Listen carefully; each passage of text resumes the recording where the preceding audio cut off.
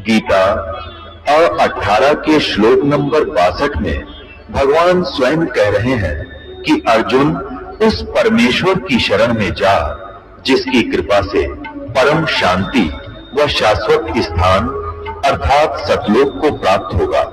वो परमेश्वर कौन है, कहां है, कैसा है, जानने के लिए कृपया अवश्य सुनिए जगत गुरु तत्वदर्शी संत रामपाल जी महाराज के अमृत वचन। तो पुण्यात्माओं, अंत में वो बहन मृत्यु को प्राप्त हो जाती है, संतान नहीं होती। इस काल के जाल को समझना। फिर वो क्या बनाता है ये काल, क्योंकि उसकी इच्छा यही होती है कि मेरे संतान होती, मेरी इज्जत हो जाती, इस तरह। फिर उसको क्या बनाता है ये काल, भगवान अगले जन्म में उसको कुटिया की योनि में भेज देता है और फिर कहता है ले अब पूरी कसर काट लिया अपने संतान उत्पन्न करने की। 8 एक के टाइम में जमेगी और अगले जन्म में फिर सूर्य बनावेगा, 12 इकट्ठे उत्पन्न करेगी, ले छकले तो उत्पन्न करके। तो पुण्यात्माओं, परमात्मा के इस ज्ञान को समझना चाहिए। आधा संकट दूर हो जाएगा आपका, जो बेमतलब की टेंशन बनाए फिरते हैं यहाँ पर। परमात्मा कहते हैं क्या मांगो कुछ स्थिर ना रहाई, और देखत नैन चला जग जाई। 1 लाख पूत 1.25 लाख नाती, उस रावण का आज दीवान बाती। 1 लाख पुत्र थे रावण का, लंकापति रावण, लंका का राजा रावण, और वो 1 लाख भी मर गए। आज उस रावण का कोई दीवा लगाने वाला शेष नहीं बचा। और यदि आप जी एक पुत्र ही प्राप्त करके और उसी उद्देश्य से सब कुछ मान रहे हो, तो ये आपकी तत्व ज्ञानहीनता और काल का प्रभाव जानो। फिर भी परमात्मा चाहेगा तो आपकी ये समस्या भी हल होगी। फिर क्या बताते हैं,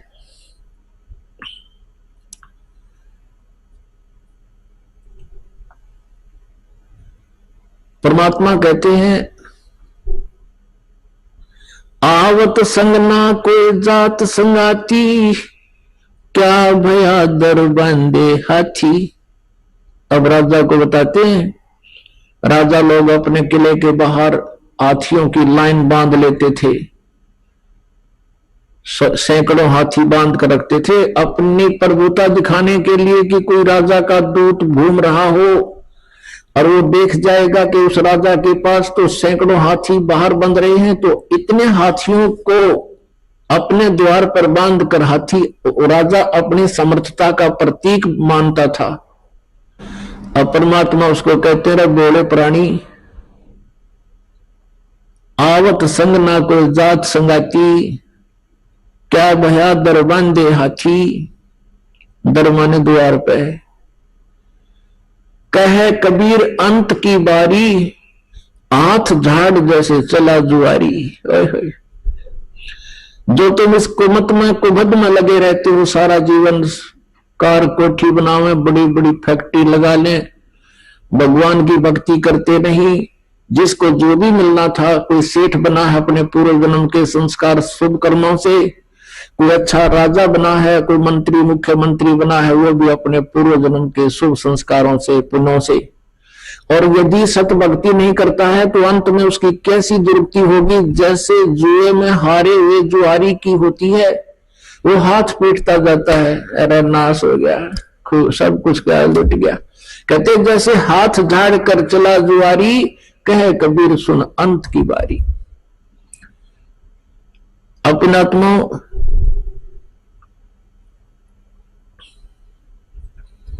कबीर परमेश्वर जी की डिक्शनरी में इम्पॉसिबल वर्ड नहीं है, ये वो समर्थ परमात्मा है, इसके शब्दकोश में असंभव शब्द नहीं है। अब बात यहां आती है, साहेब के दरबार में कमी काहे की ना, अंसा मौज नहीं पावता है तेरी चूक चाकरी मां। इस सच्चे दरबार में कबीर परमात्मा की शरण में कमी काहे की ना, किसी प्रकार का भी अभाव आपको नहीं रहेगा जो आपके लिए आवश्यक होगा। और आप जी को वो प्राप्त नहीं हो पा रहा है, परमात्मा आप रजा नहीं बख्श रहे हैं, तो आपकी चूक चाकरी में, आपकी कोई सेवा में, आपकी श्रद्धा में कोई चूक है, उसको सेट करो। और फिर देखना कैसे कई भोले व्यक्ति क्या कहते हैं, जी आपने जोत बोला था, मैंने जोत भी चढ़ा दी, आप जी ने पाठ के लिए कहा था, मैंने पाठ भी करा दिया, और मुझे कुछ भी लाभ नहीं हुआ। पुण्यात्माओं, ये तो हो नहीं सकता कि कुछ भी लाभ ना हो, ये तो वो कहेगा तो भी हम नहीं मान सकते। उसके कारण ये हो सकता है कि उसमें कोई मर्यादाहीनता हो, वो दूसरी बात है। फिर भी आप जी ने जैसे परमात्मा की साधना शुरू की है, कई भक्त कहते हैं हमने सतनाम भी प्राप्त हो गया है, हमने 8-9 महीने भक्ति करते भी हो गए हैं, कोई विशेष सा लाभ नहीं महसूस हो रहा। तो पुण्यात्मा अभी आपको बताया धीरे धीरे रेमना, धीरे सब कुछ हो, माली सींचे 100 बड़ा समय आए फल। और दूसरी बात यह है, जैसे किसी के ऊपर आपदाएं आई हैं, कोई दुखी है तो अपने पाप कर्मों से है, पिछले जन्म के पाप कर्मों के आधार से आपका प्रारब्ध बना है, वो प्रारब्ध के दुख, वो पापों का जो संकट आपके ऊपर मंडरा रहा है, आपको परेशान कर रहा है, तो उसके लिए आपको ये साधना बताई गई है, भक्ति प्रारंभ कीजिए, आप करते रहिए। जितनी भक्ति, दान, धर्म, सेवा और ये आप बढ़ाते चले जाओगे, उतना ही आपको राहत मिलती चली जाएगी। अब अनजान व्यक्ति ही ऐसी बात कर सकता है, जैसे सर्दी के मौसम में उसने कंबल ओढ़ रखा है, कंबल दे दिया गया उसको, उसने कंबल ओढ़ लिया। सर्दी से निवारण के तरीके बताए हैं कि स्वेटर पहन लो, स्वेटर से भी सर्दी फिर भी महसूस हो रही है तो जर्सी पहन लो, जर्सी से भी महसूस हो रही है तो फिर कंबल ओढ़ लो। तो पुण्यात्माओं, यदि फिर भी सर्दी महसूस हो रही है तो रात्रि के समय भाई रजाई भी जोड़नी पड़ेगी, रजाई भी डाल लो, तभी जान बचेगी। और कोई ये कहे कि आपने कहा था मैंने स्वेटर भी पहन ली, आपने कहा मैंने जर्सी भी पहन ली, आपके कहे से मैंने कंबल भी ओढ़ लिया, मुझे सर्दी लग रही है, मैं तो मैं रखूंगा ये सब साधना, ये कंबल जर्सी सब फेंक दूंगा।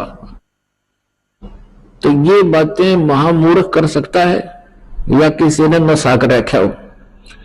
तो ऐसी स्थिति है उस व्यक्ति की जो ये कहता है कि आप जी ने ये साधना बताई, मैं उसको भी कर रहा हूं, ये भी बताई उसको भी कर रहा हूं, और अभी भी मुझे पूर्ण लाभ प्राप्त नहीं हो पा रहा।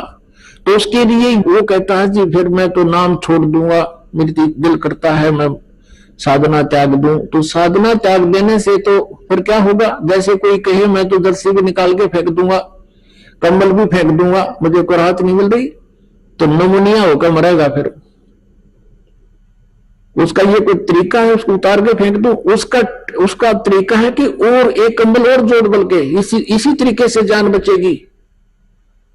यानी भक्ति, आप अपने मंत्र का जाप और जितना भी ये हवन आदि के लिए, ज्योति के लिए जो भी आप कर सकते हो सामर्थ्य अनुसार इसको बढ़ाते चले जाओ, इसी से आपका जीवन सुरक्षित होगा। क्योंकि जैसे आप सर्दी ज्यादा है, कंबल ओढ़ लिया, उससे भी नहीं ठीक हो रही है, तो फिर आप एक कंबल और डालिए, उसी से बचेगी। क्योंकि जैसे आपके पाप कर्मों की सर्दी ज्यादा है, तो पुण्यात्मा इन साधनों के करने से, यानी आपने स्वेटर भी पहन ली, जर्सी भी पहन ली, कंबल भी ओढ़ लिया, और फिर भी हाथों की उंगली और पैरों की उंगलियां भी अब अभी भी ठंडी हैं, तो कोई बात नहीं, आपकी जान बचेगी, क्योंकि सर्दी बहुत है। अब जो साधन आपको प्राप्त है ये आपकी मृत्यु नहीं होने देगा, आपकी जान बची रहेगी, धीरे धीरे सर्दी भी समाप्त हो जाएगी। तो इसी प्रकार जो साधनाएं आपको दी जाती हैं और फिर भी आपको कोई महसूस हो रहा है कि मैं बिल्कुल पूर्ण रूप से जो सही लाभ प्राप्त नहीं कर पा रहा हूं, तो ये समझना कि आपके पाप कर्मों की सर्दी अधिक है। जो साधन आपको मिल गए हैं ये आपके जीवन रक्षा करेगा, आपको हानि नहीं होने देगा। आप डरे हुए हो, आप बहुत आपदाओं से पीड़ित हो, बहुत बुरी तरह सताए हुए हो, आपको थोड़ी सी भी सर्दी, वो कर्म की जो दंड है वो अधिक महसूस होता रहेगा, लेकिन अब परमात्मा आपके भी और आपके परिवार के जीवन की रक्षा करेगा और ये बुरे संस्कार थोड़ा बहुत प्रभाव रखेंगे, कोई दिक्कत नहीं, आपको हानि नहीं होने देगा। अब जैसे एक कारण तो ये होता है, परमात्मा ये चाहते हैं कि यदि यो आज सुखी कर दिया, यदि आज ही आपको सभी सुख कर दें, तो कल आप यहां नहीं आओगे, ठेकियां पकड़े पाओगे शराब वाला पे, और वहां लाइन लाकर ना जाने कितनी दारू पी जाओगे। तो कहने का भाव ये है, परमात्मा कहते हैं इसे सुख के माथे पत्थर पड़ो, सुख के माथे सिला पड़ो, जिसते नाम हृदय ते जावे, और बलिहारी व दुख के जो पल पल नाम रटावे। परमात्मा कबीर जी कहते हैं कि आप यही प्रार्थना किया करो, हे भगवान ऐसा सुख ना देना जिससे आपकी भूल पड़ जावे, आपसे दूर हो जाऊं, आग लगे से सुख के, और बलिहारी उस दुख के जो आपकी याद दिलावा पल पल में। तो इतना कष्ट भी अनिवार्य ही होगा, वही परमात्मा आप पर बनाए रखेगा। और आप यदि भगवान से दूर होगे तो फिर वो सारा ही कष्ट आ जाएगा, बहुत हानि हो जाएगी। तो इस प्रकार इस परमात्मा की तत्व ज्ञान को समझकर आप जी ने अपने उद्देश्य को पूरा करना है, यानी ये हॉस्पिटल जो है जन्म और मृत्यु के रोग को काटने वाला है। जब तक ये रोग आपका नहीं कटेगा, आपको सुख प्राप्ति नहीं हो सकती। परमेश्वर कहते हैं कबीर जी के झूठे सुख को सुख कहे, ये मान रहा मनमोद, ये सकल चबीना काल का कुछ मुख में कुछ क्रोध है। अपनात्मा परमात्मा बताते हैं, मानुष जन्म पाए कर जो नहीं रटे हरि नाम, जैसे कुआ जल बिना फिर बनवाया क्या काम। कुआ बनवा दिया, बढ़िया उसके कंस्ट्रक्शन करा दी, और उसमें जल है नहीं, तो नाम कूप अवश्य है लेकिन गुण कूप के नहीं। जो व्यक्ति आज से कितना बड़ा सेठ हो, कितना ही वो बड़ा पोस्ट प्राप्त हो, मंत्री, मुख्यमंत्री, प्रधानमंत्री है, यदि वो सत भक्ति नहीं कर रहा तो वो जल रहित कूप है। पुण्यात्माओं क्या बताते हैं, राम रटत दारिद्र भला, नाम रटत दारिद्र भलो, टूटी घर की छान, वो सुंदर महल किस काम के, जहां भक्ति नहीं भगवान। कहते हैं इस भक्ति करने वाला, सत भक्ति करने वाला पूर्ण संत से उपदेश लेकर वो इतना भी निर्धन हो कि उसके मकान की छत भी टूटी हुई हो, और वो सत भक्ति कर रहा है, और एक सुंदर चिप्स के मार्बल ला रखे, कोठी बना रखी और 3-4 मंजिल की, उसमें रहने वाला प्राणी सब भक्ति नहीं कर रहा है। तो परमात्मा कहते हैं राम रटत दारिद्र भला, टूटी घर की छान, और वो सुंदर महल किस काम के, जहां भक्ति नहीं भगवान। फिर क्या बताते हैं, मानुष जन्म पाय कर नहीं रटे हरि नामे, जैसे कुआ जल बिना भाई बनवाया क्या काम। अपन आत्माओं झूठे सुख को सुख है ये मान रहा मनमोद। अब आप जी तो यहां मांगने आते हो घना धन हो जाए, एक मोटरसाइकिल ले लूं या फिर एक कार बढ़िया ले लूं, एक कोठी बना लूं। परमात्मा कहते हैं तू पहले तो भक्ति कर कुछ दिन, क्योंकि आज जमाना टाइम ऐसा है, ये कार मोटरसाइकिल तो आम हो रही है। परमात्मा बंदी छोड़ कहते हैं ये भी समस्या तेरी हल कर दूंगा यदि तेरी नीच साबित देखूंगा।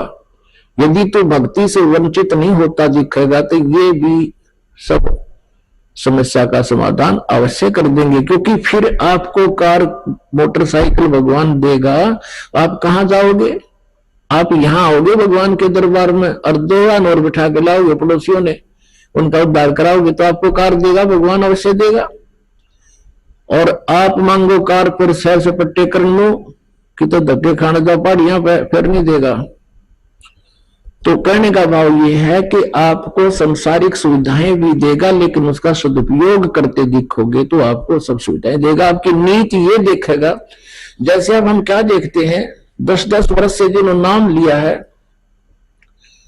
और परमात्मा ने आज उनकी वो मौज कर दी, पहले तो उनके संकट निवारण किए और अब उनकी नीत साबित देखकर परमात्मा ने कि अब ये मेरे से दूर नहीं जा सकते। आज उनकी ऐसी स्थिति कर दी, उन्होंने कार दी और कार लेने से पहले उन सब के एक रस पूरे परिवार के मन में ये आया कि भगवान ने कार दी है तो हम अपने सत्संग में जाया करेंगे और भी कोई मिल गया उसको भी फ्री ले जाया करेंगे, उसका भी कल्याण होगा। तो ऐसे आपको वो सुविधा भी देगा जो इस काल के सुख को तुम अपने संस्कार से प्राप्त नहीं कर सकते, परमात्मा अपने कोटे से देगा। तो इस प्रकार आप जी ने इस परमात्मा के मार्ग को समझना। कहते हैं इस झूठे सुख को सुख है और मान रहा मनमोद।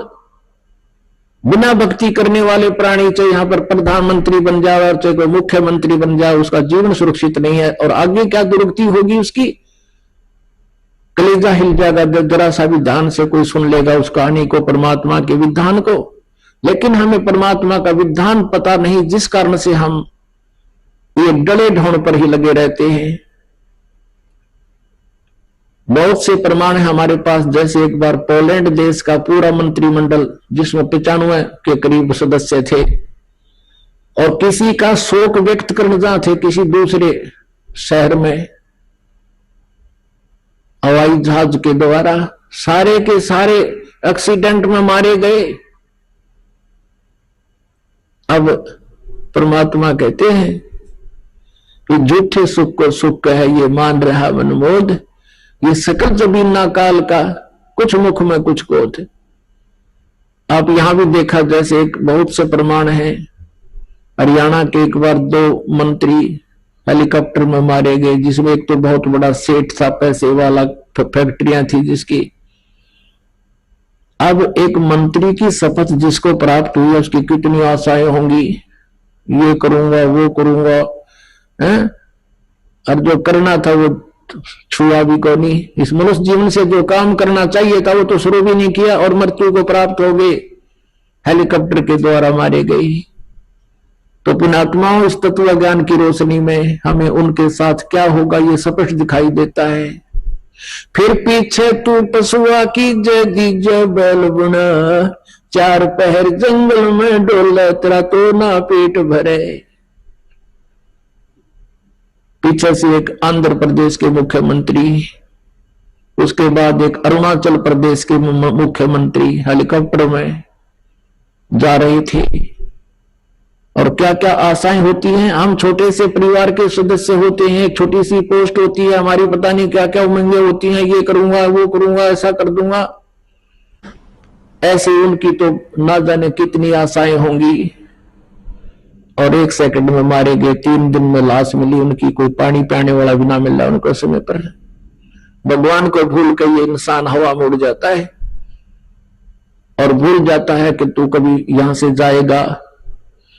जाना सभी को है, लेकिन जाने जाने में अंतर होता है। परमात्मा कबीर जी कहते हैं, आए हैं सो जाएंगे राजा रंग फकीर, एक सिंहासन चढ़ चले एक बंधे जात जंजीर। आप जी जाओगे, आपके लिए विमान आएगा, और जो सत भक्ति नहीं करते, चाहे कोई प्रधानमंत्री मर जाए, उसको बांध कर ले जाएंगे यम के दूत, जैसे अपराधी को ले जाते हैं। क्योंकि जिन हर की चोरी करी और गए राम गुण भूल, ते बिदना बागुल किए रहे उर्दमुख झूल। जो परमात्मा की भक्ति नहीं करते वो परमात्मा के चोर हैं, अपराधी हैं वो लोग।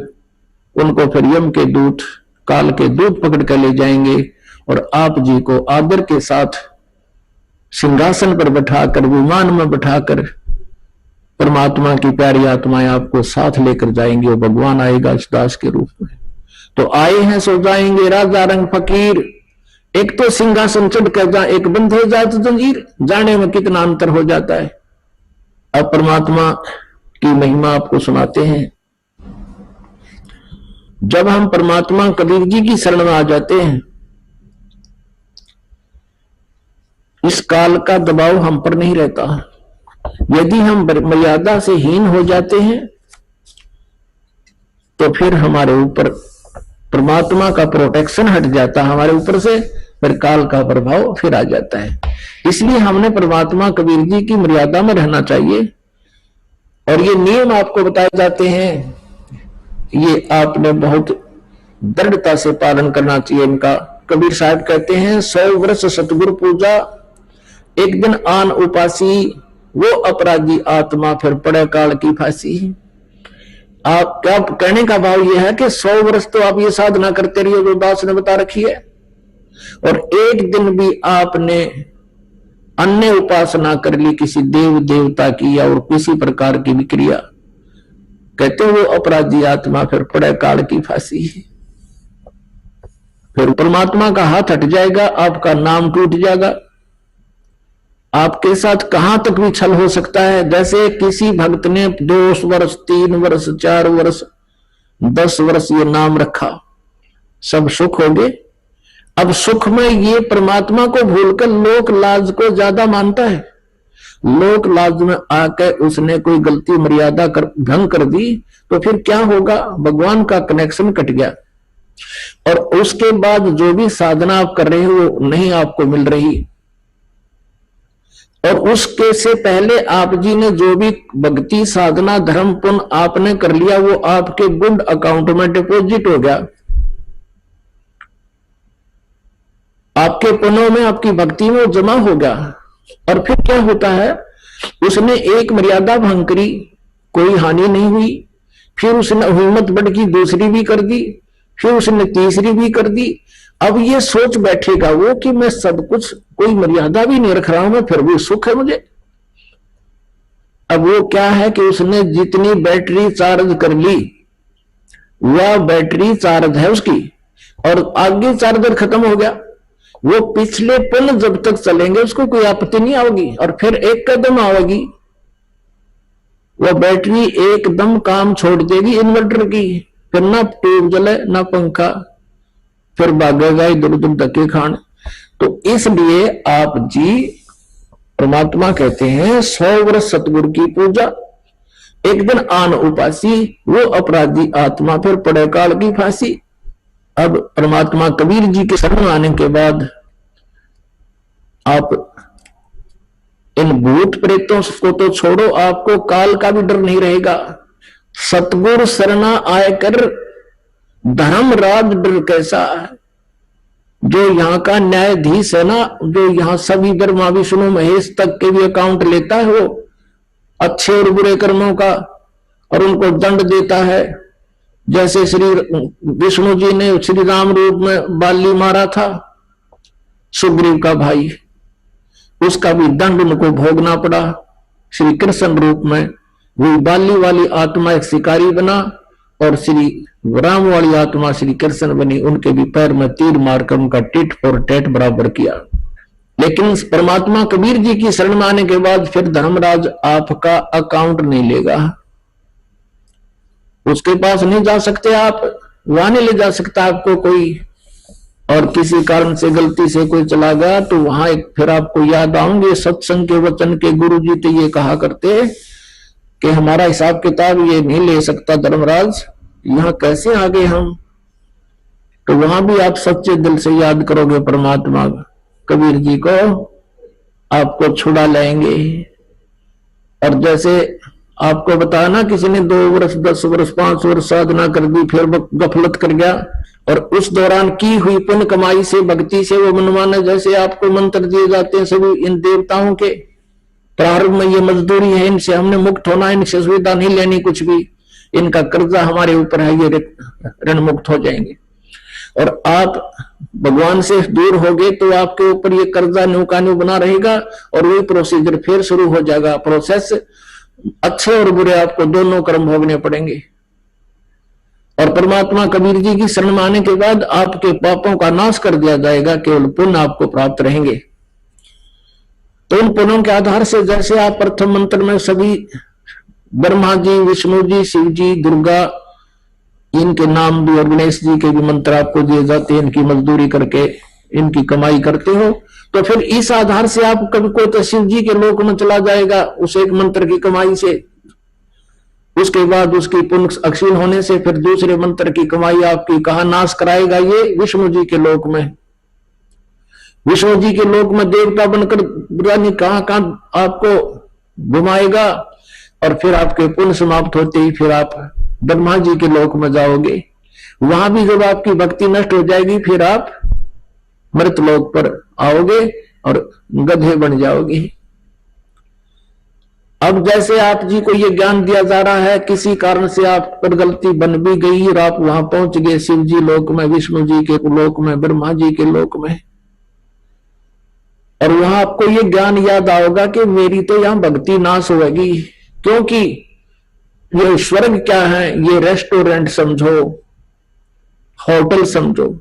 उन रेस्टोरेंट में, होटल में वो व्यक्ति जाता है जिसकी जेब में अच्छी गर्मी हो, पैसा खूब हो, और वहां खूब एक बार घंटी दबाते ही, बेल दबाते ही आपको पूछने आएंगे, हाँ जी किस चीज की आवश्यकता है। आप खूब मस्ती से खाओ पियो सो ठाट करो, लेकिन आपकी जेब कट रही है, आपके पैसे एक एक सेकंड के खर्च हो रहे हैं। और जब आपकी जेब में पैसा नहीं रहेगा तो वहां से पकड़ कर बाजू, और वही बैरे जो आपके आगे खड़े रहते थे होटल से बाहर खड़ा कर देंगे। तो ऐसे ही आपके साथ बनेगा। आप वहां स्वर्ग जैसे विष्णु लोक में गए, आपके पुण्य ही आप वहां खर्च करोगे, विष्णु जी देना चौनी आपको वहां पर, आपके पैसे होंगे तो रखेगा नहीं, उसी समय भगा देगा, वहां से जाओ।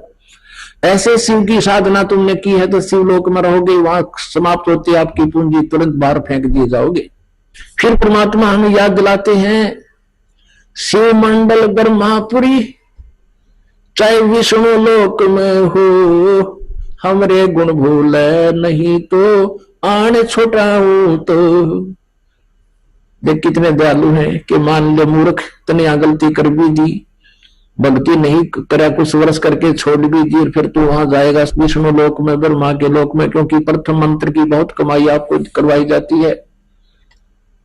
तो वहां भी तो मुझे याद कर लेगा, मेरे गुण नहीं भूलेगा कि मेरे से गलती होगी, परमात्मा मुझे बचाओ, मेरी तब भक्ति नाश हो जाएगी। यहाँ पर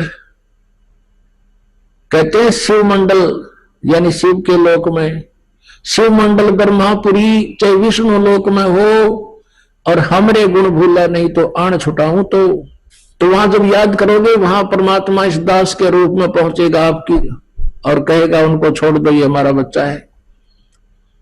लेकिन आपने एक समय गोल्डन चांस खत्म कर दिया,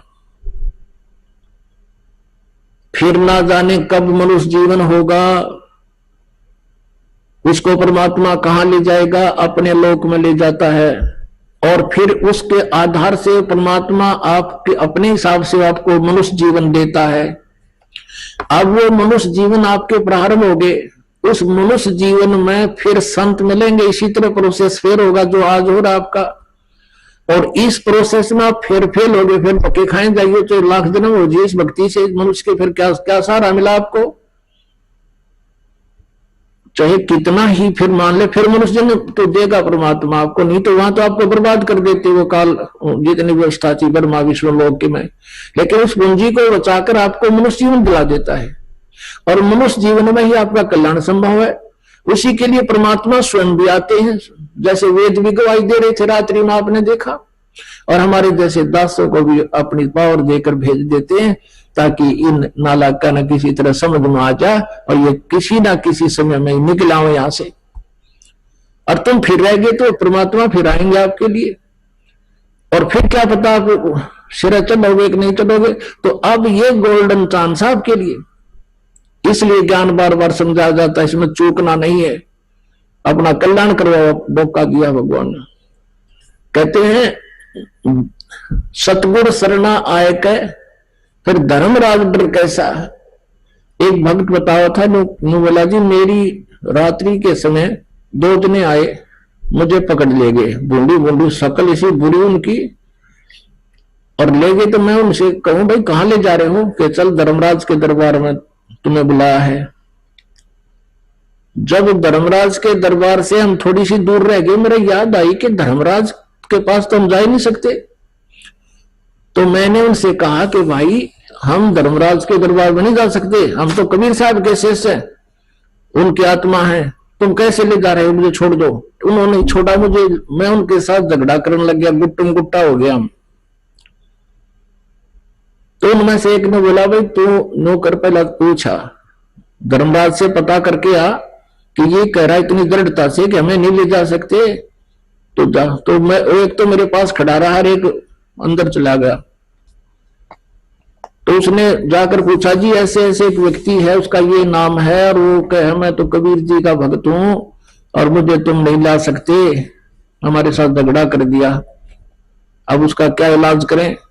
धनराज बोला भाई, उसने देखा उसका अकाउंट, ने बोला रहा मरवाओगे मेरे को भी, छोड़ दो इसको तुरंत।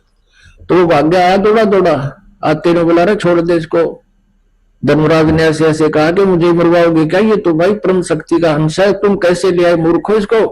अब जी आपका ही आदेश था। बोला भाई जल्दी छोड़ के आओ। तो कहते मैं वापस आया तो मेरी जब आंखें खुली, मेरा शरीर काम नहीं करे, जैसे पैरालिसिस हो जाता है, अधरंग, और पसीना आ रहा पूरे शरीर में, और फिर मैं धीरे धीरे नॉर्मल सा हुआ। और फिर वह बात यह आ जाए तेरा गजब हो गया, तो मैं मर गया था। और फिर वो दूना दृढ़ता आ गई कि सचमुच सच्ची बात है, परमात्मा के जो वचन है वो सारे सच्चे हैं। तो क्या कहते हैं, मूर्ख मनुआ काल की चिंता क्यों सताती है, सतगुरु अपना साथी है, वो तो हरदम साथी है। मूर्ख मनुआ काल की चिंता क्यों सताती है, सतगुरु अपना साथी है, सतगुरु हरदम साथी है। गबन गऊ काट के डाली, कैसी करी ढठाई, कह सिकंदर इसे जीवित कर दे, जब मानो तेरी खुदाई। गबन गऊ काट के डाली, कैसी करी ढठाई, कह सिकंदर इसे जीवित कर दे, जब मानो तेरी खुदाई। गौ बच्चा तत्काल जवाई, फिर दूध दुआती है, सतगुरु अपना साथी है, सतगुरु हरदम साथी है। मूर्ख मनुआ काल की चिंता क्यों सताती है, सतगुरु अपना साथी है, सतगुरु हरदम साथी है। मूर्ख मनुआ काल की चिंता क्यों सताती है, सतगुरु अपना साथी है, सतगुरु हरदम साथी है। इंद्रमती पर काल झपट्या, सतगुरु करी सहाई, कमाल कमाली जीवित कीने, सत कबीर दुआई। इंद्रमती पर काल झपट्या, सतगुरु करी सहाई, कमाल कमाली जीवित कीने, सत कबीर दुहाई। सिकंदर की जलन बुझाई, वो तो कह रामाती है, सतगुरु अपना साथी है, सतगुरु हरदम साथी है। मूर्ख मनुआ काल की चिंता क्यों सताती है, सतगुरु अपना साथी है, सतगुरु हरदम साथी है। बिजली खान पठान समझाया और अब्राहिम सुल्तानी, हिंदू राजा वीर सिंह ने सिख गुरु की मानी। बिजली खां पठान सुलझाया और अब्राहिम सुल्तानी, एक हिंदू राजा वीर सिंह ने सिख गुरु की मानी। वेद कतेब कहें एक कहानी, कोई जात न पाती है, सतगुरु अपना साथी है, सतगुरु हरदम साथी है। मूर्ख मनुआ काल की चिंता क्यों सताती है, सतगुरु अपना साथी है, सतगुरु हरदम साथी है। जो चाहे सो कर दे सतगुरु, जो चाहे सो कर दे परमेश्वर, बरम पड़ो ना मत कोई, सेव दड़ पे शीस चढ़ाया, पाछे करी रसोई। जो चाहे सो कर दे सतगुरु, भरम पड़ो मत कोई, सेव दड़ पे शीस चढ़ाया, पीछे करी रसोई। माँ बेटे की 84 खोई, या कथा बताती है, सतगुरु अपना साथी है, सतगुरु हरदम साथी है। मूर्ख मनुआ काल की चिंता क्यों सताती है, सतगुरु अपना साथी है, सतगुरु हरदम साथी है। जगन्नाथ का मंदिर बचाया, जल्दी न करी चढ़ाई, जगन्नाथ का मंदिर बचाया, समुद्र न करी चढ़ाई, साहेब कबीर के तेज के आगे फीका पड़ गया भाई। जगन्नाथ का मंदिर बचाया, समुद्र ने करी चढ़ाई, साहेब कबीर के तेज के आगे फीका पड़ गया भाई। विपर रूप धर देई दुहाई, मेरी नहीं पार बसाती है, सतगुरु अपना साथी है, सतगुरु हरदम साथी है।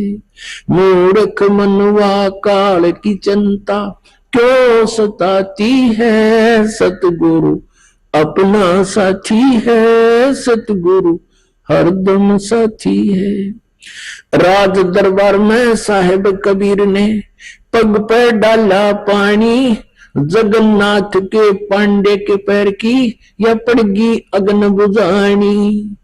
राज दरबार में साहेब कबीर ने अपने पग पर डाला पानी, जगन्नाथ के पांडे के पैर की या पड़गी आग बुझानी।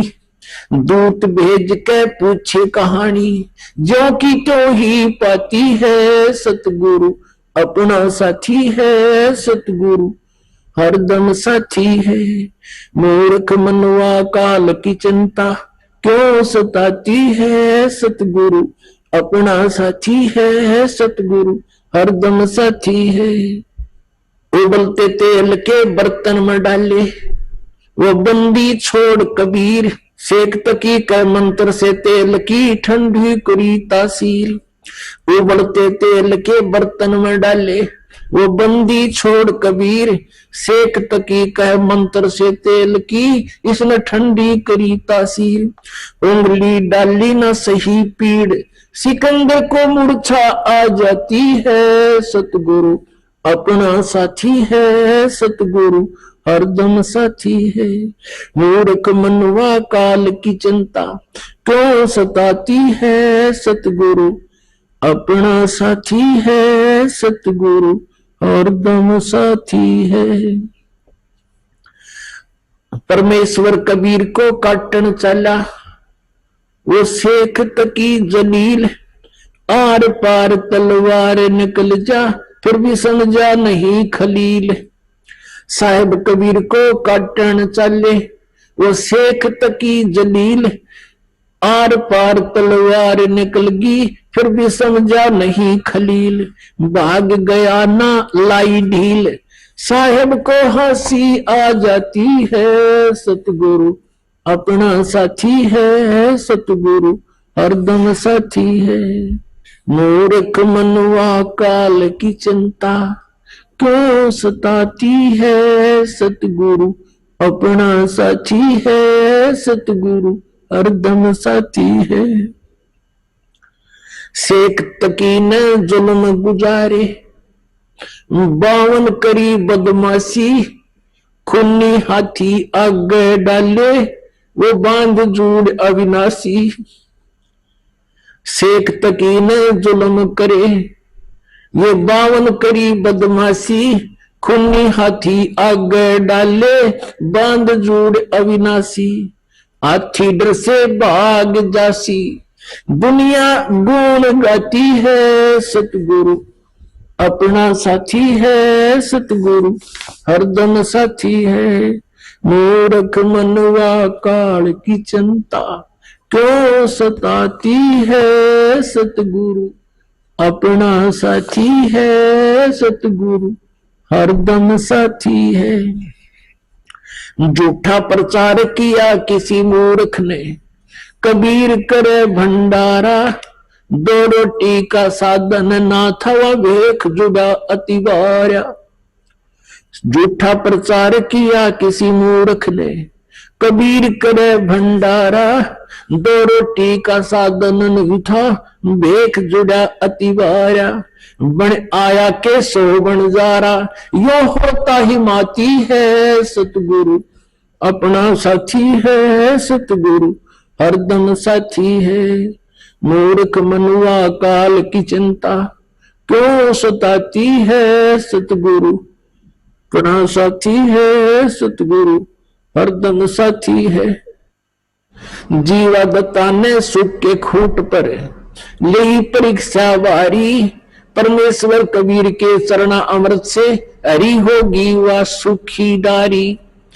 जीवा दत्ता ने सुख के खूट पे ली परीक्षा भारी, परमेश्वर कबीर के चरणामृत से हरी हुई वह डारी। कबीर बट से वो जाता पुकारी, दुनिया देखण जाती है, सतगुरु अपना साथी है, सतगुरु हरदम साथी है। मूर्ख मनुआ काल की चिंता क्यों सताती है, सतगुरु अपना साथी है, सतगुरु हरदम साथी है। रविदास कबीर जी हाथी चढ़ चाले, संग ले ली गण का माई। रविदास कबीर जी हाथी चढ़ चाले, संग ले ली गण का माई। गंगो दक्षी सी में भर के मदराजो पीवे भाई। रविदास कबीर जी हाथी चढ़ चाले, संग ले ली गण का माई। गंगो दक्षी सी में भर के मदराजो पीवे भाई। 64 लाख ने भक्ति बहाई, मूर्ख को नहीं प्रतीत आती है, सतगुरु अपना साथी है, सतगुरु हरदम साथी है। मूर्ख मनुआ काल की चिंता क्यों सताती है, सतगुरु अपना साथी है, सतगुरु हरदम साथी है। गुरु राम देवानंद जी ने दया करी, राम नाम का प्याला, सतनाम का मंत्र देके ये किया ज्ञान उजियाला। गुरु राम देवानंद जी ने दया करी, प्या राम नाम का प्याला, सतनाम का मंत्र देकर किया ज्ञान उजियाला। चरणों के मां रह राम पाला, अब भक्ति मन भाती है, सतगुरु अपना साथी है, सतगुरु हरदम साथी है। मूर्ख मनुआ काल की चिंता क्यों सताती है, सतगुरु अपना साथी है, सतगुरु हरदम साथी है। अपनात्माओं, हमने इस परमेश्वर का ज्ञान न होने से अन्य सभी को भगवान मान लिया एक कबीर जी को छोड़कर। और परमात्मा को परमात्मा माने बिना हम वो लाभ भगवान वाला नहीं ले सकते। जैसे बबूल के पेड़ को हमने आम जानकर बो रखा था, या किसी ने कैर बो रखा है, किसी ने झाड़ बो रखा है, या अन्य कोई पौधा पेड़ लगा रखा है जो आम नहीं है, तो आम का लाभ नहीं प्राप्त कर सकते। हमने सभी को भगवान मान लिया, हनुमान जी को भी भगवान मान लिया, खाटू श्याम को भी भगवान मान लिया। हमने कितना कोई बाबा मर गया उसके ऊपर कोई कब्र बना रखी है, मंदिर मंडी बना रखी है, उसको भगवान मान लिया। और अपने आप 4 ईंट कहीं लगा करके उसको माथा टेकन लग गए। और फिर अन्य साधनाएं क्या बता रखी हैं, परमात्मा याद दिलाते हैं, आप पे लिपे आप पे पोते आप पे बनावे ओई, और उस पे बुढ़िया फिर पोते मांगे, देखा कल कहां खोई। वही माता की व्रत पूजा करते हैं माई। एक आप पे बनाओगे औरत की शकल सी बना लेंगे, आजकल तो बड़ी बड़ा चित्र ले आवे की देते हैं। पहले आप पे बनाया करते ना, चित्र से बना के औरत की घाघरा परा देते और उसको हाथ लगा देते ना, बूढ़े बूढ़े हैं। और उसके सामने फिर बुढ़िया हाथ जोड़ कर कहे, ए हुई माता बोले पोता जी ये मेरे घर में सुख रखिए। आप लिपे आप पोते उस स्थान को मड प्लास्टर से लिपा करती, और आप बनाई हुई वह माता भी आप कंस्ट्रक्ट करी, और फिर उस पर अपने बनाई हुई बहनों का तू मेरी सुरक्षा करिए, वो पोते मांगे। अकल कहां से खोई। परमात्मा कहते हैं जाटी पूजे पीपल पूजे और सिर तुलसा के हो, और दूध पूत में खैर राखिए न पूजो हो तो तेरा गजो भैया। नगर दंडी पूजे पीपल पूजे और तुलसी में पूजे, और स्किन का आगे हाथ जोड़ कर नौके हमारे दूध और पूत की सुरक्षा करिए हो, या अपनी सुरक्षा तो करी लिए पीपल और ये तुलसा इन बकरा खा जा। तो परमात्मा कहे हमने ये भी भगवान मान लिए और भगवान को भगवान मानना नहीं है, तेरा गजो भैया। अब परमेश्वर कबीर जी हमें याद दिलाते हैं। अब जैसे कि आपको रात्रि के समय सत्संग सुनाया था, उसमें बताया था कि वो परमात्मा सतलोक से चलकर आता है, गति कर आता है, वो तीसरे लोक में रहता है, ऊपर मुक्ति धाम में सतलोक में। आइए अब हम उन श्रद्धालुओं के अनुभव जानते हैं जो जगत गुरु तत्वदर्शी संत रामपाल जी महाराज जी से दीक्षा प्राप्त कर चुके हैं तथा उनके द्वारा बताए गए भक्ति मार्ग पर चल रहे हैं। सर नमस्कार। नमस्कार सर क्या नाम है आपका? मेरा नाम कल्पेश भाई शाह। कल्पेश जी कहाँ से आए हैं आप? मैं गांव छोटा उदयपुर गुजरात से आया हूँ। सर संत रामपाल जी महाराज से कब जुड़े आप? जी मैं 24 अक्टूबर 2010 को जुड़ा। संत रामपाल जी महाराज से नाम दीक्षा लेने से पहले आप क्या भक्ति साधना करते थे?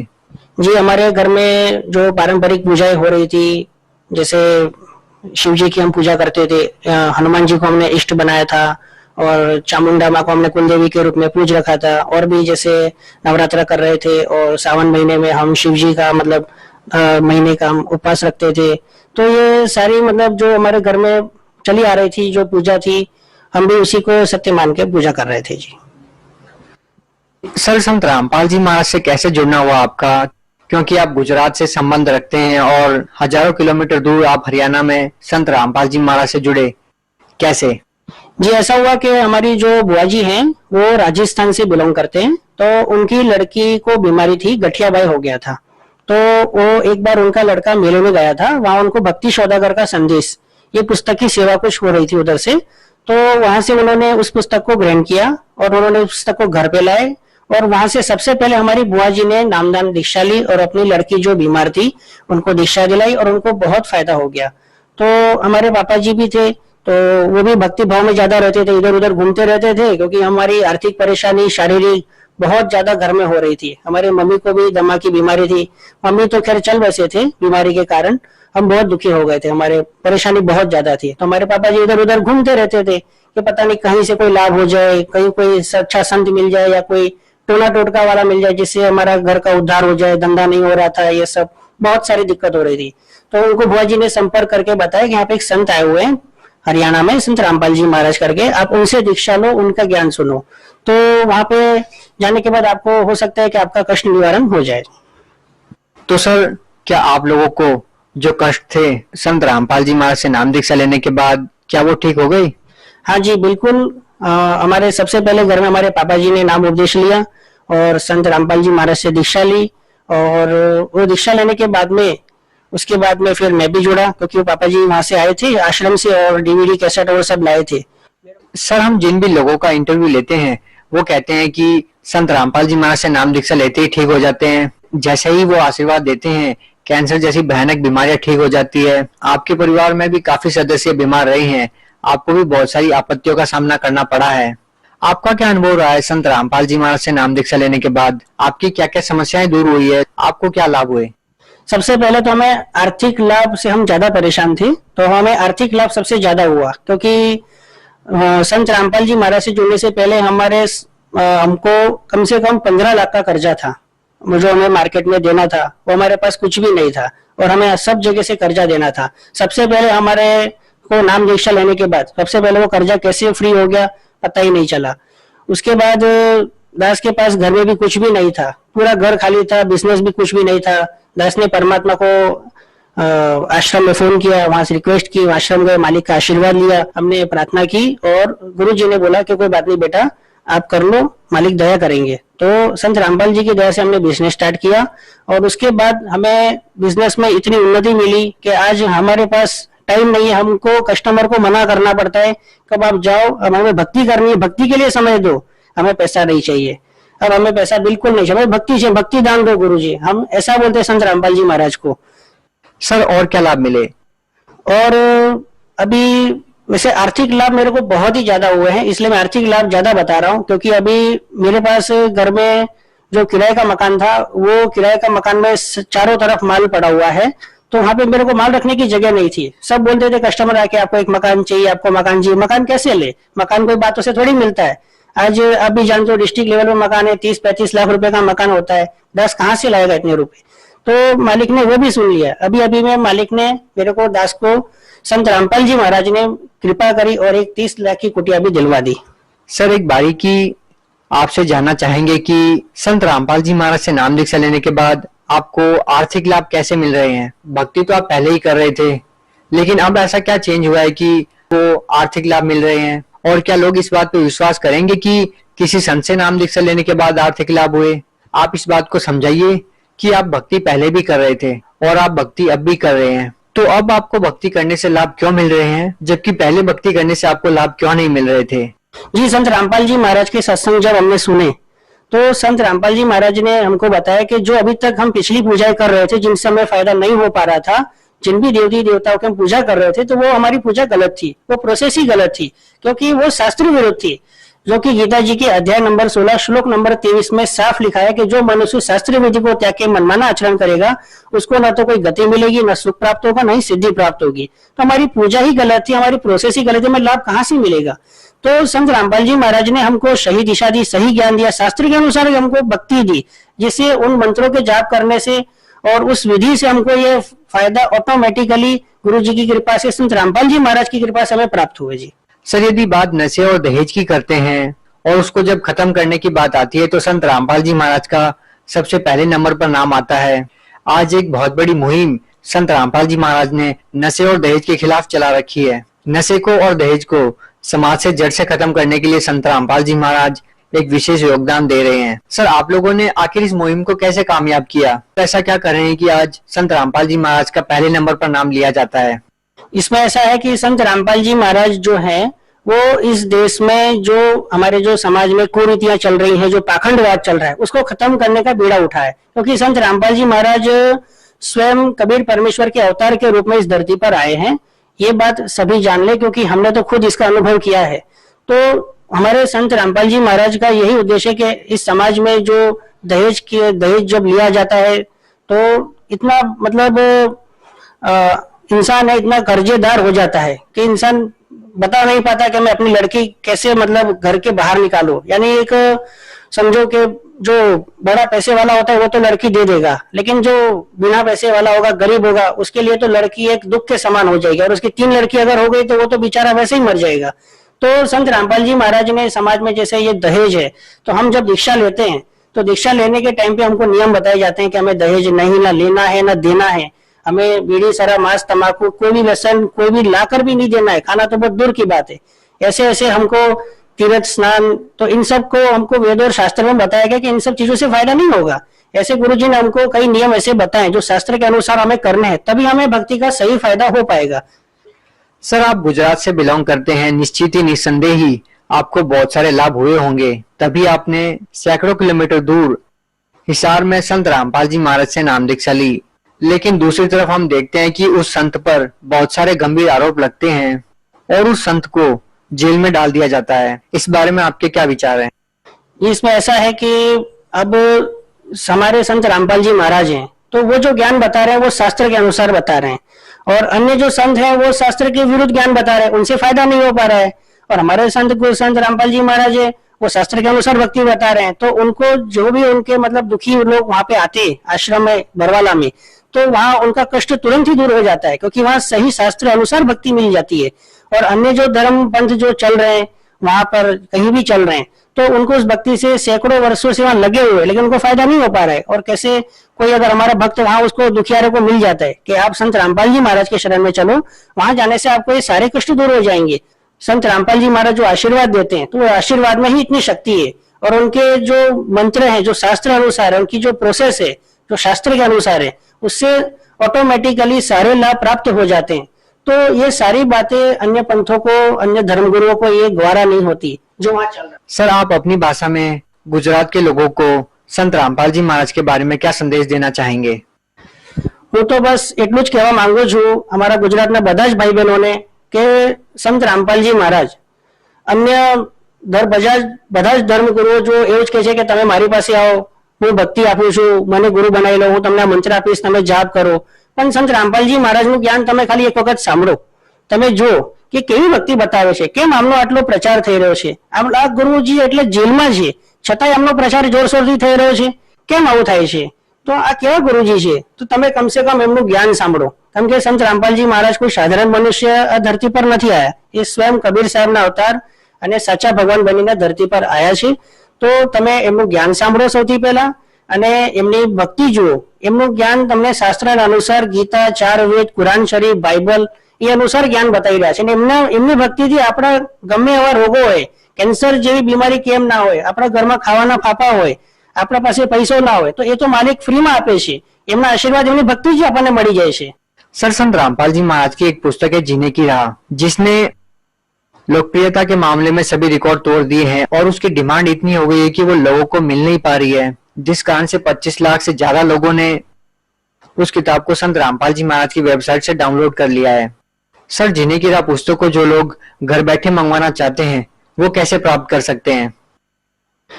इसमें ऐसा है कि संत रामपाल जी महाराज का जो सत्संग है वो डेली जो चैनल चल रहे हैं, तो उसमें सारे फोन नंबर दिए जाते हैं, आप उसमें SMS करके भी प्राप्त कर सकते हैं। ऐसे 6 से 7 चैनलों पे गुरुजी संत रामपाल जी महाराज का सत्संग चल रहा है। और हमारा जो वेबसाइट है जो www.jagatguru-rampaljimaharaj.org, आप उसमें भी सर्च करें और उसको देखें, ज्ञान प्राप्त करें और परमात्मा की संत रामपाल जी महाराज की शरण में आए और अपना जीवन मोक्ष कराएं। बहुत बहुत धन्यवाद। सत साहिब।